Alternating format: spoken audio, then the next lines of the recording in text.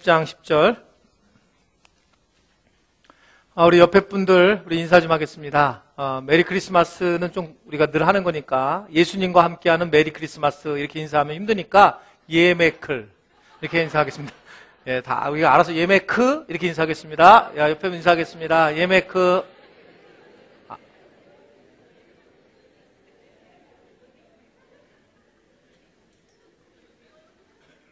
뭐라고요? 예. 또 하시려고. 예, 요한복음 10장 10절 말씀 한 구절 보겠습니다. 다 같이 읽겠습니다. 시작.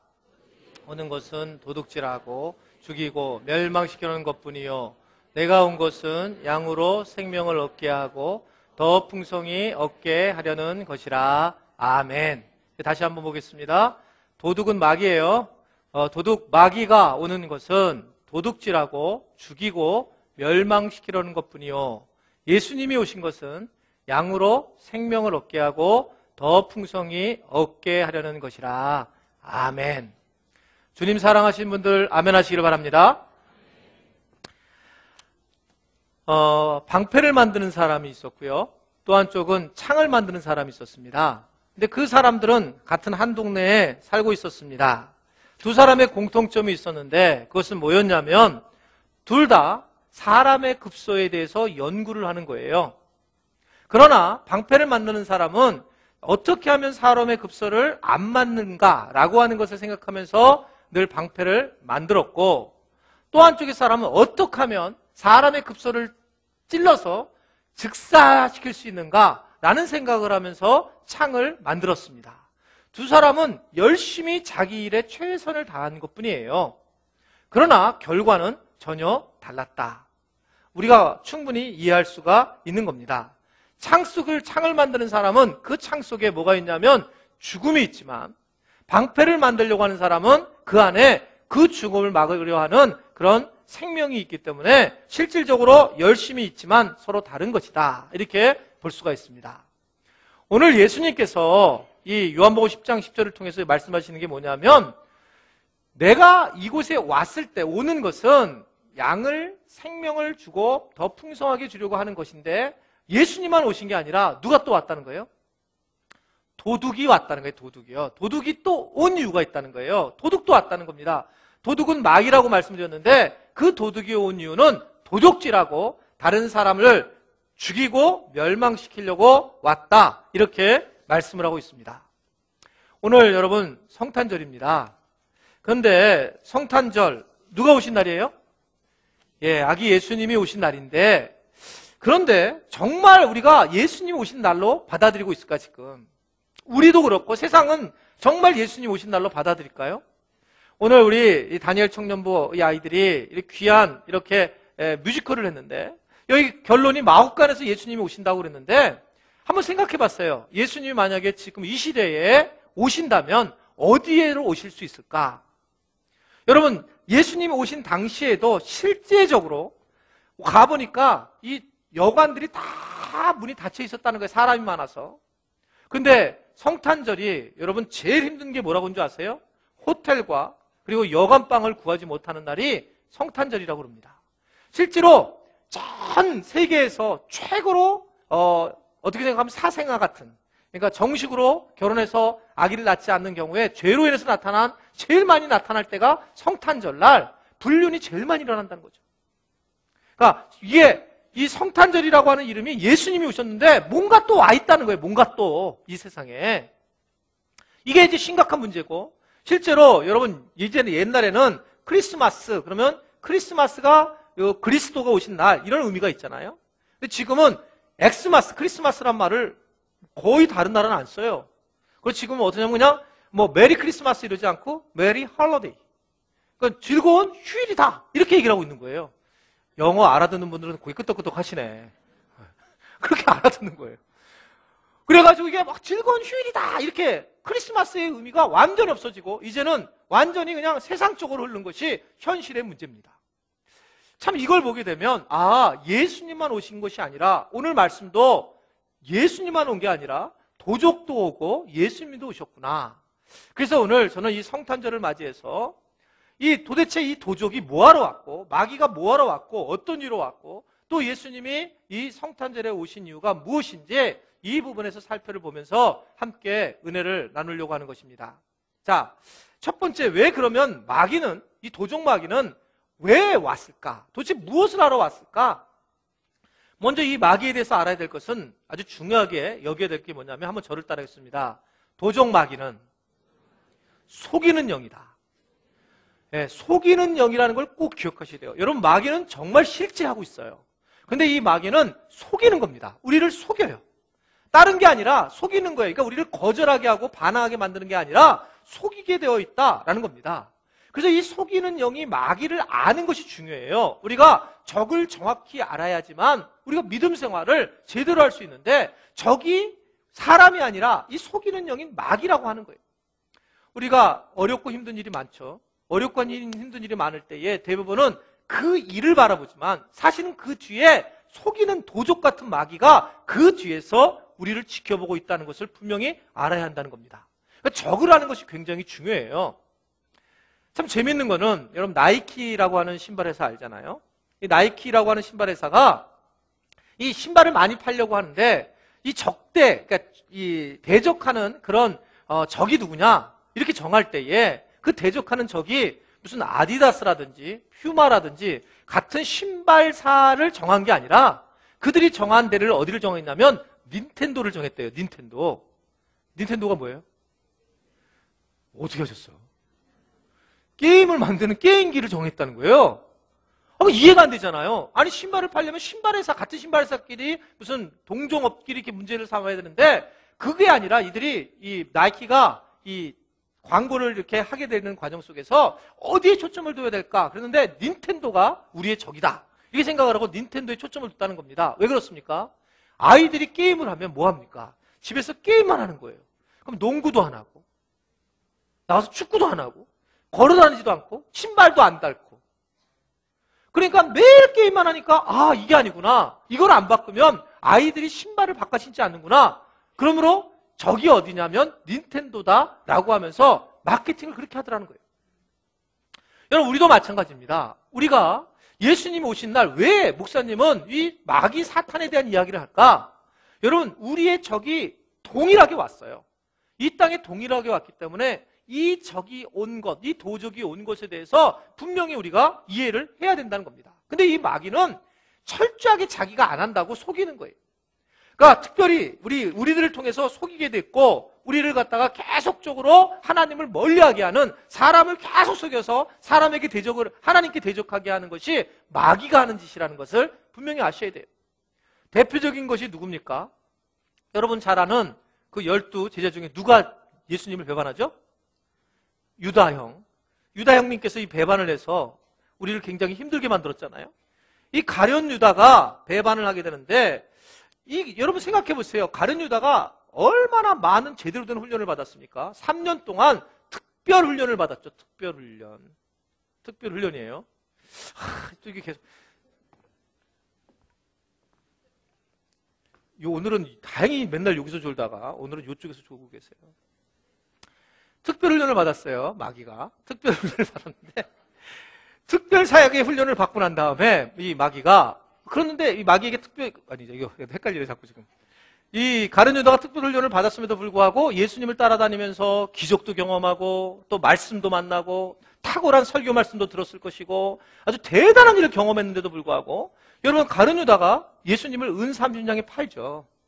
그러니까 이게 왜 팔을까?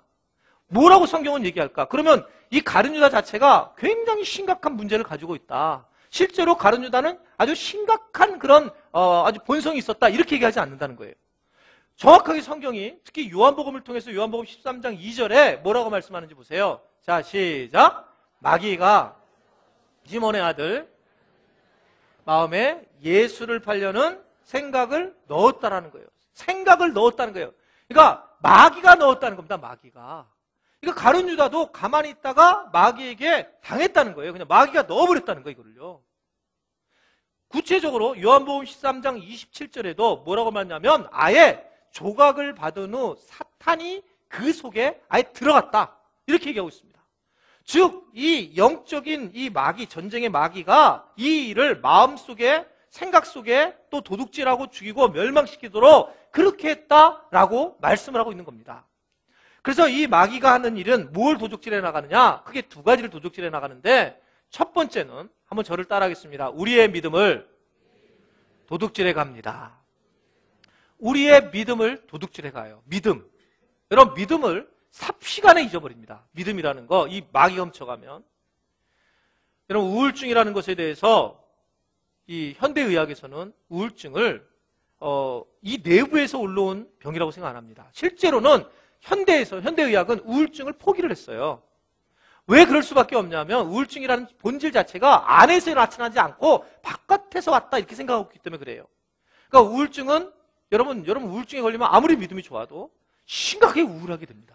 아주 너무너무 무서운 거예요. 여러분 우울증이라는 게. 그래서 기껏해야 현대의학에서 하는 게 뭐냐면 잠자는 걸 약을 줘서 잠을 자게 하고 힘을 좀 갖게 해서 이겨낼 수 있게 만들지 방법이 없습니다. 왜냐하면 이 우울증이라는 것 자체가 밖에서 들어왔기 때문에. 그래서 여러분 그냥 우울하다 이 정도는 아니에요. 여러분들이 나 우울해 이거는 아무것도 아니고 실제로 우울증이라는 것이 들어오면 정말 심각해져요. 여러분 그게 바깥에서 들어오니까 그렇단 말입니다. 마귀도 마찬가지예요. 여러분들이 그럼 마귀 한번 와봐. 여러분들이 가졌던 모든 게 다 날아가요. 마귀가 우리 안에 들어와서 도둑질을 해가기 시작하면 우리의 믿음을 도둑질해 가게 되면 모든 것들이 다 없어지는 거라는 거예요. 뭐 저는 그렇게 오래 목회를 하지 않았지만 뭐 정말 많은 중직자들이 특별히 뭐 하나님을 잘 섬기고 몇십 년 동안 믿었던 사람들이 조금 더 고난이 당하게 되면 이 고난이 오게 되면 하나님께서 그 사람을 좀 세우려고 이렇게 고난을 주는데 그때 마귀가 와서 계속 도둑질해 가거든요. 속이거든요. 속이니까 도둑질하면서 거기서 믿음을 잃어버리는 경우를 얼마나 많이 봤는지 모릅니다. 오랫동안 믿음을 다녀도 소용이 없어요.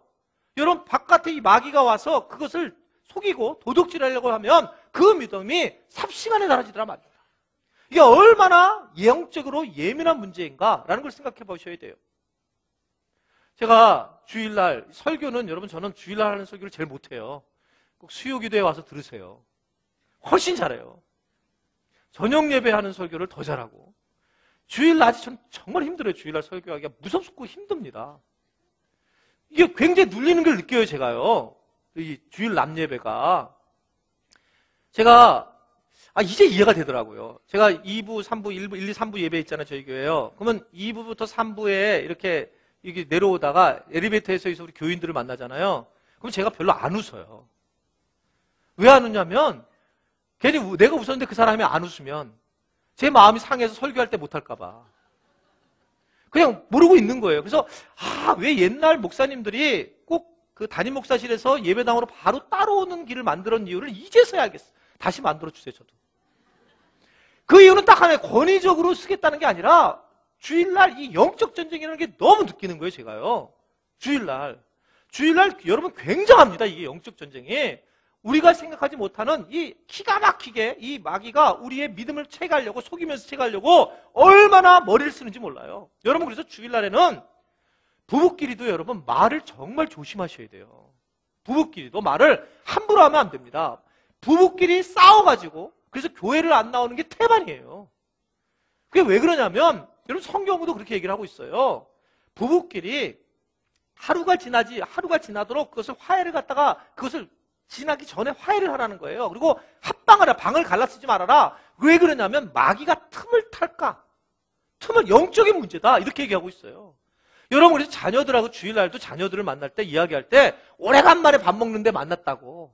아이서 거기서 막 구박하고 애 기분 나쁘면 자기도 기분 나쁘고 그래서 교회 와서 예배 드리려고 하면 자꾸 애 새끼만 왔다 갔다 하고 미안해가지고 이게 여러분 다 영적 전쟁으로 일어나는 거예요. 그러니까 내가 주일날 정말 조심조심해서 걷는 것도 흔들릴까봐 조심조심 걸어야 되고 주일날은 어떻게든 그래 영적으로 흔들리지 말자.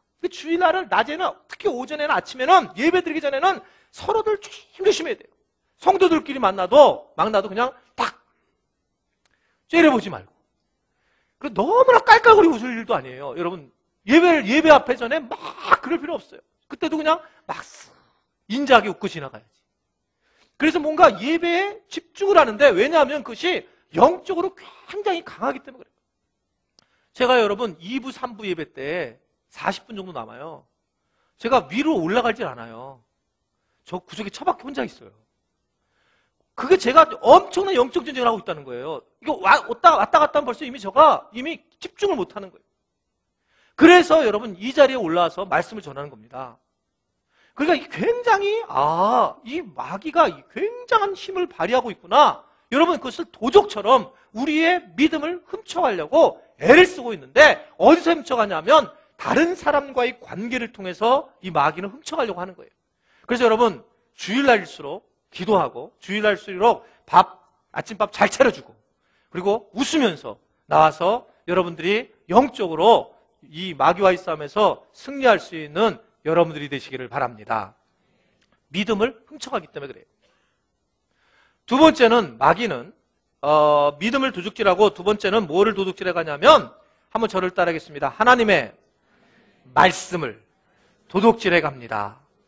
예, 말씀을 도둑질해 가요. 말씀. 왜 그러냐면 마귀는 너무나 정말 교활한 놈인데 이놈은 믿음이 어떻게 생기냐면 그냥 믿음을 가져가려기 전에 믿음이 어디서 생기냐면 말씀을 들음으로 믿음이 생기거든요. 성경이 얘기하고 있잖아요. 말씀을 들었을 때 믿음이 생기니까 어디를 갖다 막으려고 하냐면 이 말씀이 떨어지기 전에 막아버리려고 하는 거예요. 그러니까 말씀이 떨어지면 이것을 가져가려고 잘하지 못하도록 그렇게 채가려고 하는 것이 마귀가 하는 겁니다. 여러분 제가 왜 이렇게 졸지 못하게 하냐. 우리 교회에 조는 분들 거의 없어요. 졸지 못하게 하는 이유는 이렇게 조는 거가 여러분 조는 거 철저하게 영적인 문제예요. 이 조는 거 아무리 피곤해도 여러분 내가 오늘 말씀을 듣겠다. 어떻게 십자가의 은혜 이 생각만 하면 막 눈물이 나는데 이게 졸 수 있는 얘기예요 이게요. 근데 어떤 좋으냐면 피곤해. 나 오늘 졸 거야. 그러면 대박 졸아요 그냥. 졸려고 마음을 여러분 졸려고 내가 마음을 딱 먹어보세요. 그냥 졸아요 그냥요. 이게 실제적인 문제란 말입니다. 그렇기 때문에 이 조는 문제가 단순히 피곤해서만 조는 게 아니라 상당히 영적인 문제이기 때문에 제가 말씀을 지금 던지고 있는데 그 말씀이 좋건 안 좋건 간에 그 말씀이 중요한 게 뭐냐면 밭이라는 거죠. 근데 졸면 안 된다는 거예요. 왜 그러냐면 이 얘기를 해도 졸려고 마음 준비하는 분 계시네. 왜 그러냐면 이게 중요한 게 왜 그러냐면 예수님이 이렇게 말씀하셨어요. 씨를 뿌리는 비유를 하는데 씨를 뿌리는데 씨가 땅에 떨어졌는데 그 땅이 좋은 밭이 있고 그리고 길가가 있고 그리고 가시덤불이 있고 그리고 돌짝밭이 있다 이거예요. 각 사람마다 밭이 다르다는 거예요. 좋은 밭에는 30배, 60배, 100배의 결실을 맺는데 여러분 그중에 씨가 길가에 떨어졌는데 길가에 떨어졌더니 길가에 쓱 흡수를 못하더란 말입니다. 그러니까 누가 와서 먹는다는 거예요? 예? 새가 와서 쪼아먹는다는 거예요. 그러니까 말씀이 딱 뿌리를 닿기 전에 딱 씨를 갖다가 이 새가 와서 쭉 쪼아먹는다는 겁니다. 수많은 말씀들이 여기 선포되고 있을 때에 많은 사람들이 이 말씀에 대해서 아멘 하고 받아들이는 사람이 있는 반면에 어떤 사람은 이러고 그냥 툭 지나가는데 그 씨가 슉 날아가지고 어디 있냐면 그냥 이 길가에 떨어지니까 마귀가 그 말씀을 쪼아먹어 없애버린다는 거예요. 내 안에 말씀이 들어와야 되는데 말씀이 들어오기 전에 그것을 그냥 쪼아먹는다는 겁니다. 그렇기 때문에 여러분 굉장히 중요한 게 뭐냐면 하나님의 말씀을 들을 때 아멘으로 여러분들이 받아들이셔야 된단 말입니다. 이 아멘이 물론 입으로 해야 됩니다. 당연하게. 그러나 진짜 말씀이 막 떨어지면 이러고 있다가 아멘. 맞아. 말씀 맞아. 나는 말씀 마귀가 그냥 그저 몰랐구나. 아멘. 이렇게 받아들일 때 이 말씀이 내 영혼을 지배하기 시작을 해요. 근데 이걸 갖다가 그냥 나랑 생각이 다른데 목사님은 여러분 그래 보세요. 그러면 그거 그냥 떨어지는데 이게 길짝까지 떨어지는 거예요. 그러면 이 마귀가 이게 웬 씨냐? 그리고 그냥 그거 먹는 거예요. 제가 여의도 순복음교회 가서 강의를 할 기회가 많잖아요. 여의도 순복음교회 교인들의 정말 큰 특징이 하나 있어요. 그게 뭐냐면 그분들은 시도 때도 없이 아멘 하는 거예요. 근데 이게 저를 흥분시켜요. 제가 설교를 어디서 제일 잘하냐면 여의도 가서 제일 잘하니까 10년 동안 제가 거기 강의 다녔죠. 근데 왜 잘 되냐면 이게 강의가 잘 되냐면 말씀을 잘 전할 수밖에 없냐면 뭐 이러는 거죠. 여러분 날씨가 추워졌습니다. 아멘! 날씨가 추워졌다는데 아멘 하는 거야. 내가 갑자기 당황해요. 갑자기 더워져. 더워요. 또 아멘! 근데 이게 이게 정말 무식하게, 어디든 무식하게 하는 건데, 제 마음은요, 막 뜨거워지는 거예요. 그러면 이게 저만 뜨거워지느냐? 내가 생각지도 않는 말씀들이 막 터져나오기 시작하는 거예요. 그게 왜 그러냐면, 아멘으로 받아들이기 때문에 그렇다는 거예요. 내가 그 말씀을 믿습니다. 내 것으로 받아들이겠습니다. 라고 하는 여러분, 아멘의 신앙을 가지시기를 바랍니다. 그래야지 이게 마귀가 이걸 빼가지 않는다는 거예요. 그래서, 정말 맞습니다. 아멘. 하고, 주의 말씀이 맞습니다. 내가 말씀을 먹고 살아야 됩니다. 이렇게 딱 아멘하면 그게 좋은 밭에 있지만, 그래요. 동의해요. 그 얘기는 동의하고요. 그건 동의할 수 없어요. 이러면 이게 길가에 떨어져가지고, 이게 새가 와가지고 이 마귀 새끼가 이걸 먹는다는 거예요. 그 얘기를 예수님께서 정확하게 말씀을 하고 있는 것입니다. 그래서 말씀은, 이 마귀는, 도적 마귀는 이 말씀을 도적질한다는 것을 여러분 믿으시기를 바랍니다. 자, 그러면 예수님이 반면에 오신 이유는 무엇일까? 예수님이 오신 이유. 여러분, 예수님께서 이렇게 성탄절에 이 땅에 오신 이유를 오늘 본문처럼 정확하게 말씀한 데가 없어요. 아주 정확하게 예수님이 오신 이유를 말씀하시는데, 내가 온 것은, 그걸 뭐라 그래요? 양으로 생명을 얻게 하고, 근데 더 어떻게? 더 풍성히 얻게 하려는 것이라. 아멘이세요? 생명을 내가 얻게 하고 더 풍성히 좀 주려고 하는 거다. 양들은 우리잖아요. 이거 그러기 위해서 왔다. 저는 이게 무슨 뜻인가? 이걸 묵상을 오래전에 했었어요. 오래전에. 생명이 뭐지? 그리고 풍성히 얻게 하신다는 주님의 말씀은 도대체 무슨 뜻일까? 이 고민을 했는데 이게 저만한 고민이 아니더라고요. 여러분, 우리는 뭐라고 생각하냐면 대부분 생명을 얻는다 그러면 당연하죠. 내가 천국에 가서 나는 생명을 얻을 거예요. 예, 맞습니다. 그거 말고 더 풍성히 얻게 한다는 건 도대체 뭘까? 이 고민이 저만한 게 아니라 베드로도 고민을 했던 것 같아요. 베드로가 어느 날 예수님이 십자가에 달려 돌아가시는 사건을 경험하면서 베드로가 예수님에게 물어봐요. 영생이 도대체 생명이라는 게 뭐예요? 그랬더니 예수님이 요한복음 17장 3절에 이 영생에 대해서 정확하게 생명에 대해서 얘기를 하는데 뭐라고 말씀하냐면 이렇게 얘기를 하는 거예요. 시작.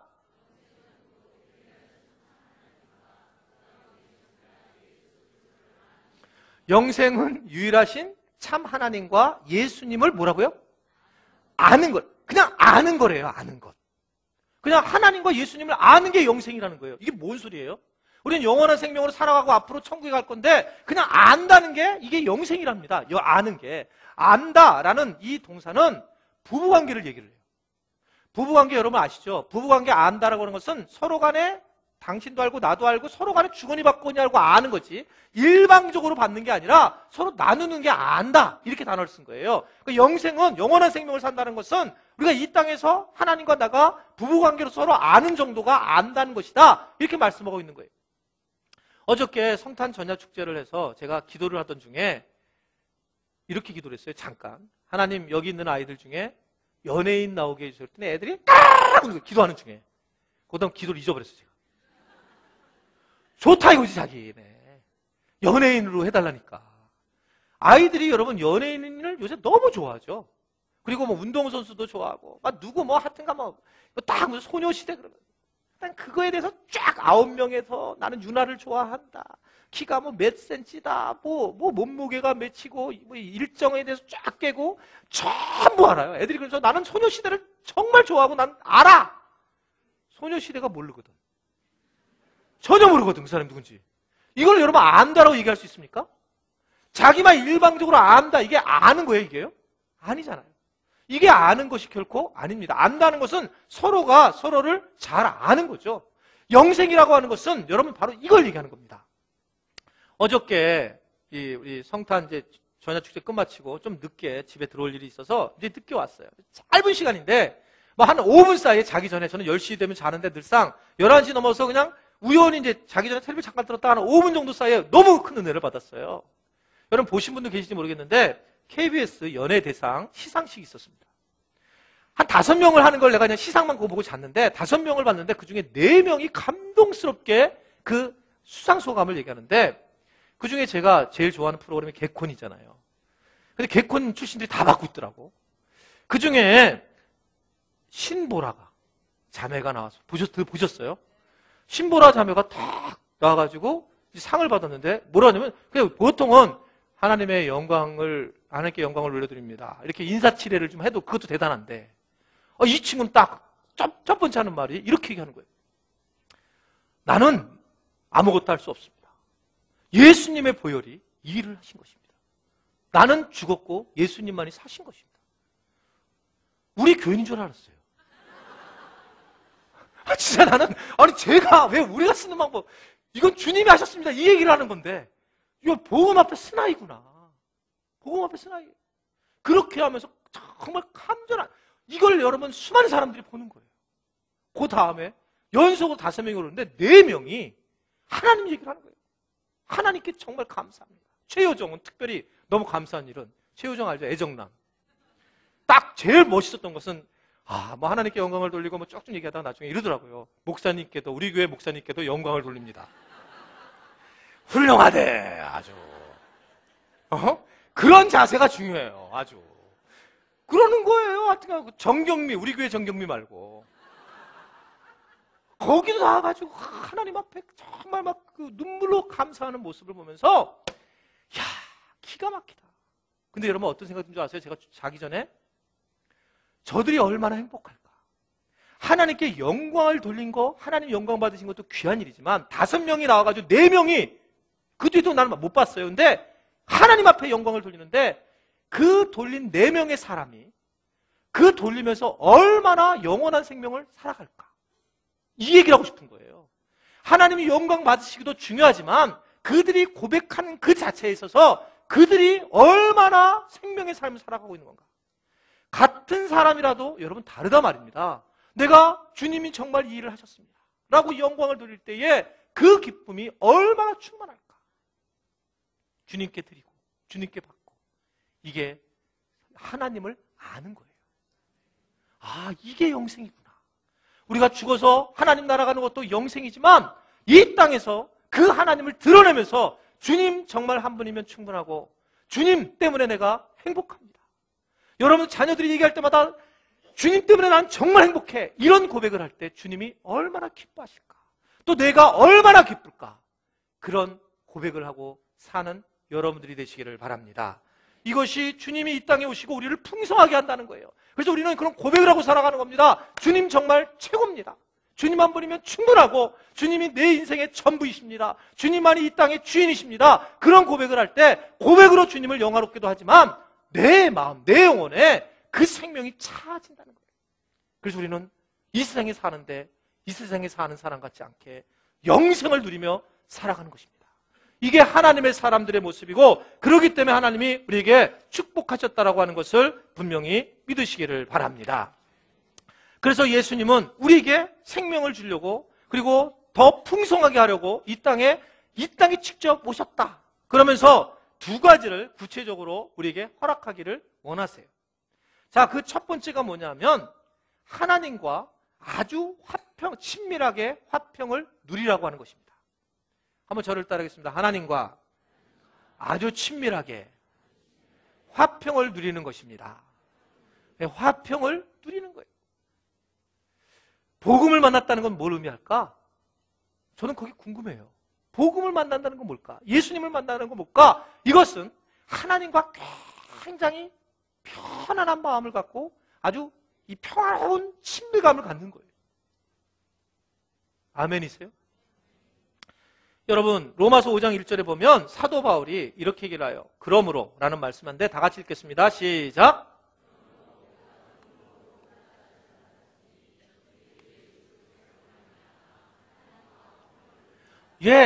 하나님과 화평을 누리자. 이게 목표라는 거예요. 한번 저를 따라하겠습니다. 하나님과 화평을 누리자. 신하게 화평을 누리는 거예요. 하나님만 생각하면 막 마음이 평안한 거예요. 여러분 황수관 박사님 너무 잘하는데 그분이 그 건강에 대한 그 강의를 하잖아요. 근데 그분의 핵심 강의 중에 하나가 뭐냐면 이런 강의를 해요. 여러분 다 눈을 감으세요. 감지 마세요, 여러분. 근데 그분이 얘기하는 거, 황수관 박사님 강의할 때 눈을 감으세요. 그리고 눈을 감아요. 그리고 위에서부터 머리까지 발끝까지 여러분의 몸을 스캔을 한번 해보십시오. 자, 이제 머리로 갑니다. 눈 감지 마세요. 진짜 눈 감고 머리로 가는 분이 계시네 지금. 이렇게 머리를 이렇게 가잖아요. 이렇게 가가지고 머리에 있는 뇌를 이렇게 한번 보세요. 뇌에 있는 지금 여러분들의 이 안에 있는 뇌가 제대로 건강한지, 불안한지 안 불안한지 보세요. 그렇게 보는 거예요. 그리고 점점 내려와서 이제 목불, 가슴을 또는 뭐 배를, 위를 이렇게 보면서 묵직한 것을 느낄 때, 내려올 때 묵직하고 뭔가 답답함을 느끼면 거기에 뭔가 종양이 생긴 겁니다. 이렇게 얘기하는 거예요. 하나님은 본래 우리에게 깨닫게 하셨다는 거예요. 우리 몸이 아픈 부위를 자각하게 만드셨다는 거예요. 그러면서 그분 얘기해요. 충분히 병원을 안 가도 스스로가 우리가 한 번도 자기 몸을 자각을 안 해서 그렇지 알 수 있다는 거예요. 여러분 동일합니다. 영적인 부분도 여러분들이 예배를 드려 나왔는데 나는 하나님과 친할까 아닐까 라고 했을 때 여러분들이 예배를 드려 나왔을 때 내게 그냥 불안해요. 내게 사는 게 그냥 이상해 오면 내가 마음이 평안하지가 않아요. 하나님과의 화평이 안 되어 있는 거예요. 근데 왔는데 그냥 기뻐요. 왜 기쁘냐? 그냥. 아니 도대체 무슨 이유가 있어? 왜 이렇게 기뻐? 그냥. 이게 왜냐면 하나님 때문에 그냥 기뻐하기 때문에 그냥 감사하고 그냥 기뻐. 이게 하나님과의 관계를 하는 기쁨이에요. 그렇기 때문에 그냥 내가 기쁠 때 이게 이유가 뭐가 생겨서가 아니에요. 뭐 로또가 당첨돼서 연말에 아이들이 뭐 10만 원을 보내줘서 그런 게 아니라 그냥 기쁜 거예요.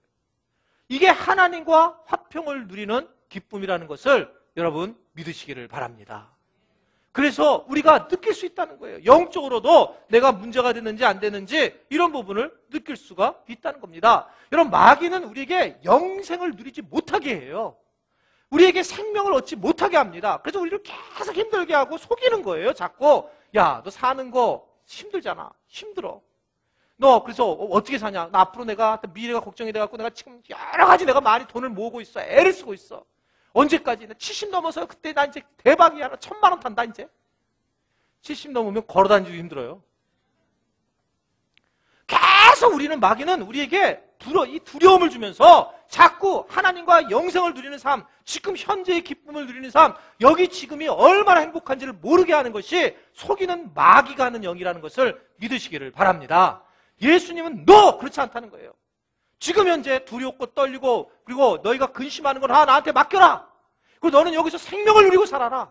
이 말씀을 우리에게 주고 계시는 것을 여러분 분명히 믿으시기를 바랍니다. 내가 온 것은 양으로 생명을 얻게 하고 더 풍성히 얻게 하려는 것이라. 이게 주님의 말씀입니다.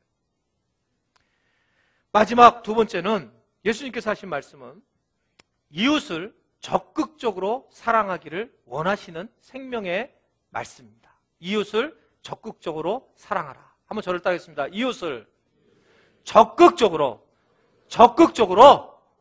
사랑하라. 예, 이웃을 사랑하라 이 정도가 아니라 적극적으로 사랑하기를, 진취적으로 사랑하기를 원하신다는 겁니다. 왜 그럴까? 여러분 이유는 아주 간단해요. 우리는 하나님의 형상을 가진 존재들입니다. 하나님은 우리 인간을 가장 사랑해요. 하나님이 우리 사람들을 사랑하시기 때문에 우리가 하나님을 사랑한다면 당연히 하나님이 사랑하는 사람을 우리도 사랑하는 거예요. 근데 마귀는 하나님은 사랑하게 만들고 다른 사람을 사랑하지 못하게 만들었습니다. 그래서 예수님 아예 못을 박았어요. 너희가 계명이 크고 첫째 되는 계명이 있는데 하나님 사랑, 이웃 사랑 이 두 개 중요하다. 그러면서 아예 예수님께서 어떤 사람이 진짜 이웃인지라는 설명을 하면서 여리고로 가는 강도 만난 사람의 이 비유를 들죠. 여리고로 가다 강도를 만났다. 그런데 제사장이 지나가고 레인이 지나가는데 사마리아 사람이 지나가더라. 그런데 그 사마리아 사람이 그 강도 만난 사람을 돕더라. 누가 이웃이냐? 정해진 게 아니라 그 사람을 돕는 사람이 이웃이다 라고 말씀을 하고 있는 겁니다. 왜 이 말씀을 했을까? 여러분 그것은 예수님이 이 땅에 오신 중요한 이유 중에 하나이기 때문에 그래요. 성탄절인데 오늘 이 성탄절 예수님이 왜 오셨을까? 그랬을 때 예수님이 오신 아주 중요한 이유가 하나가 있습니다. 오늘 우리 청년들이 마국간이라고 하는 주제를 가지고 이 아이들이 이제 뮤지컬을 했잖아요. 이 마국간 하나라는 의미가 굉장히 사실 커요. 이것은 뭐 의미냐면 예수님이 마국간에 태어나셨다는 의미는 이곳에 부유한 사람, 부자들이 없었다는 거예요. 오히려 목자들, 목동들, 기껏해야 멀리 동방에서 온 박사들이 유학, 몰약, 뭐 이런 황금 이 정도의 예물을 가지고 와서 바친 그 장소가 마구간이었다는 거예요. 여러분 성경 전체를 보게 되면 예수님께서 이 땅에 오신 중요한 목적 하나를 제일 정확하게 표현한 데가 있습니다. 신학에서는 이걸 굉장히 중요하게 여겨요. 뭐 마태복음, 누가복음이 예수님 탄생 기사가 있지만 더 중요하게 여기는 게 뭐냐면 마태나 누가나 예수님도 이 말씀을 이용하셨거든요. 인용하셔서 쓰셨어요. 그게 뭐냐면 이사야가 한 말씀입니다. 이사야 61장 1절의 말씀을 아주 중요한 이유예요. 한번 읽어보겠습니다. 시작.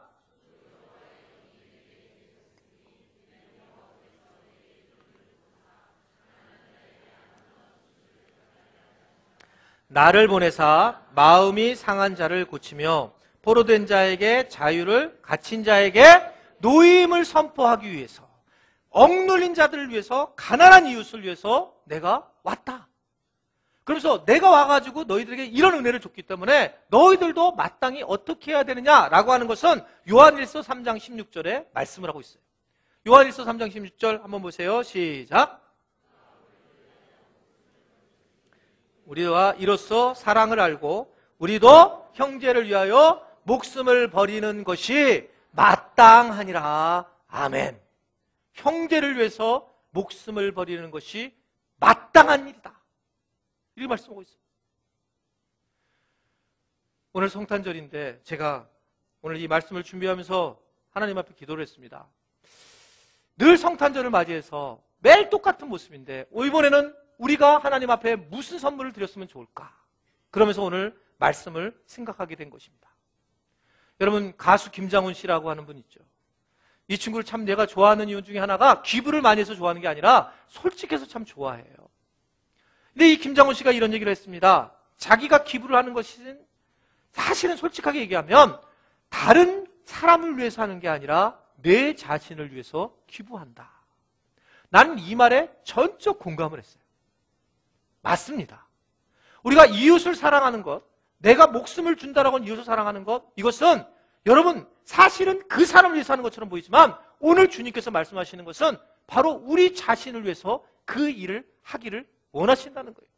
내가 그 일을 하면서 섬기면서 내가 더 영생의 삶을, 생명의 삶을 누릴 수 있기 때문에, 그렇기 때문에 이웃을 사랑 좀 해봐라. 네가 좀 너의 자아와 독립적인 자아를 내려놓고, 이기적인 자아를 내려놓고, 정욕적인 자아를 내려놓고 제발 좀 네가 이웃을 사랑해서 섬겨봐라. 이렇게 말씀을 하고 있는 겁니다. 그때 우리가 생명을 얻는 자들이 되기 때문에. 저희 교회가 올해에 하나님께서 은혜를 주셔서 하이파이브 비전을 갖게 됐고, 구체적으로 우리 선교의 비전 자체가 발칸이라고 하는 지역으로 정해졌습니다. 마귀는 계속 저를 속이기 시작했어요. 야, 발칸 맞냐? 우리 교회가 어떻게 발칸을 감당할 수 있냐? 그 많은 10개국의 나라를. 그리고 좀 가까운 나라, 필리핀이나 무슨 대만 같은 데를 가지. 교인들이라도 갈 수 있지. 발칸은 이게 얼마나 먼냐? 계속 저를 혼돈시키고 막 그랬습니다. 근데 저는 마게도냐에서 불렀던, 바울을 불렀던 그 모습을 만날 수 있었고, 그리고 특별히 정말 지금 그 세르비아나 불가리아나 알바니아 이런데, 크로아티아 이런 나라들은 정말 못 사는 나라예요. 우리나라 GNP 10분의 1도 안 되는 공산주의 국가였습니다. 근데 그곳에 지금 선교사들도 없어요. 우리 통합적 선교사들도 없어요. 그런데 우리 교회에 왜 그 마음을 품게 했을까? 라는 마음이 저 안에 있습니다. 그리고 이것이 내년부터는 이제는 1차, 2차, 3차로 발칸을 우리 가서 땅 받기를 시작을 할 텐데, 하나님이 이제 축복을 해주실 텐데 어떻게 이것을 시작을 해야 될까? 이 말씀을 준비하면서 마무리를 짓게 되었습니다. 그러다가 어떤 제가 하나님의 마음을 갖게 됐냐면, 여러분 주보 안에 보면 월드비전에서 주는 그런 용지가 하나 있을 겁니다. 이게 뭐냐면, 다른 왜 월드비전이 하필이면 뭐 굿 네이버스도 있고 여러 군데가 많이 있는데, 발칸에, 저희가 발칸을 내년도에 품으려고 할 때 올해 우리가 주님께 드릴 선물 하나가 뭐냐? 적어도 발칸 지역에 있는 한 어린 아이를 품자는 거예요. 우리가 이 성탄절에 다른 건 못하더라도 한 어린 아이를 품었으면 좋겠다. 이 아이는 여러분 어떤 거냐면, 제가 이거 뭐 몇 년 전부터 했던 게 있는데 월드비전 건데, 제가 뭐 지금 이 아이를 보스니아예요. 저희가 섬기는 아이는 이 보스니아의 아이인데, 이렇게 여러분 사진이 와요. 다른 데는 안 와요. 다른 단체는. 근데 우리가 이 발칸에 있는 아이 지금 두 나라, 알바니아하고 보스니아나만 지금 온다는데 이 두 나라의 아이들을 섬길 수 있는데 딱 보는 순간에 선교사님들이 보시면서 뭐라 하냐면 무슬림의 아이들입니다. 이러는 거예요. 부모가 무슬림이에요. 근데 이 아이들을 우리가 품으려고 하는 거예요. 단돈 3만 원. 3만 원에 여러분들이 가족들이 아이들끼리 같이 아이들 용돈까지 합쳐서 하세요. 3만 원을 하고 여러분들이 계좌이체를 시키든지 하셔야 되는데 3만 원에 1년만 해보세요. 그냥 왜냐면 교회가 계속하게 할 수 있으니까 1년만 일단 해보시고 더 하실 분들 계속하면 좋은데 이거를 여러분들이 꼭 이걸 받아서 기도할 때에 가족들과 함께 기도하세요. 저는 어떤 소망을 갖고 있냐면 이 아이들을 언젠간 우리 교회에서 그쪽에 5명의 선교사를 보낼 때에 이 아이들을 만날 거라는 거예요. 여러분 그러기 위해서 이걸 품어보세요. 그래서 이거는 우리 교회하고 전혀 상관이 없습니다. 근데 여러분들이 직접 월드비전하고 연결하면 발칸의 아이들이 아니기 때문에 여러분들이 이걸 쓰셔서 헌금 봉투하든지 아니면 여러분 나가실 때 교육자들한테 주시면 교회가 일괄적으로 발칸 아이들을 섬기는 쪽으로 초점을 두겠습니다. 그래서 여러분들이 그냥 그러겠죠. 여러분들이 마귀는 또 속일 거예요. 여러분 야 먹고 살기도 힘든데 지금 3만 원 곱하기 12개 해봐라 36만 원이야. 그거 적은 돈 아니다. 여러분 자꾸 혼돈시킬 거예요. 근데 내가 이 성탄절에 주님을 위해서 내가 할 수 있는 일이 뭔지 아이들과 함께 여러분 생각을 하시고 한 가정에 하나씩 한 사람을 섬기고 나중에 꼭 여러분들이 집에서 기도할 때 가족들과 함께 이 아이를 위해서 특별히 이 아이들의 영혼을 위해서 기도하게 된다면 하나님께서 예수님께서 가장 기쁘게 생각하는 성탄절이 될 줄로 믿습니다. 그냥 가면 안 하기 때문에 지금부터 볼펜을 자기도 모르는 사이에 꺼내세요. 자기도 모르는 사이에 그리고 이렇게 주보를 보면 그 안에 거기 전단지가 있습니다. 이거는 우리 남편이 알면 큰일 나 3만 원입니다. 그래서 1년만 여러분 해보시고 지금부터 기록을 잠깐 자기도 모르는 사이에 한 구자씩 이건 교회하고 전혀 상관이 없어요. 그러나 여러분들이 섬길 수 있는 그런 시간이 됐으면 좋겠습니다. 그래서 혹시 야 볼펜이 없다. 볼펜이 없어서 못하는 분 손 들어보세요. 네, 볼펜이 없으면 손 하시고 이거 우리 누가 하지? 이거 내 아내가 한 거 아니야? 이미 걱정 마. 또 하세요. 주님이 하신 걸 생각하고 또 하나 하시면 돼요. 그래서 내 마음에 와닿으시면 여러분들이 오늘 이것을 섬겨서 물론 아이들 지금 전쟁에 그 고아된 아이들 이런 아이들이 많이 있어요. 그래서 그 아이들을 섬길 수 있는 그런 시간이 되셔서 예수님이 갇힌 자에게 노임을 주셨다라고 하는 그 축복된 말씀에 우리가 동참을 하도록 하겠습니다. 우리 찬송가 115장 기쁘다 구주 오셨네 찬양하시면서 3절 때 나오세요. 3절. 예, 헌금위원들은 1, 2절까지 찬양을 하도록 하겠습니다. 찬양하시고 쓰세요. 그 기간 동안 기도하시고 쓰시고 헌금함에 집어넣으셔도 되겠습니다.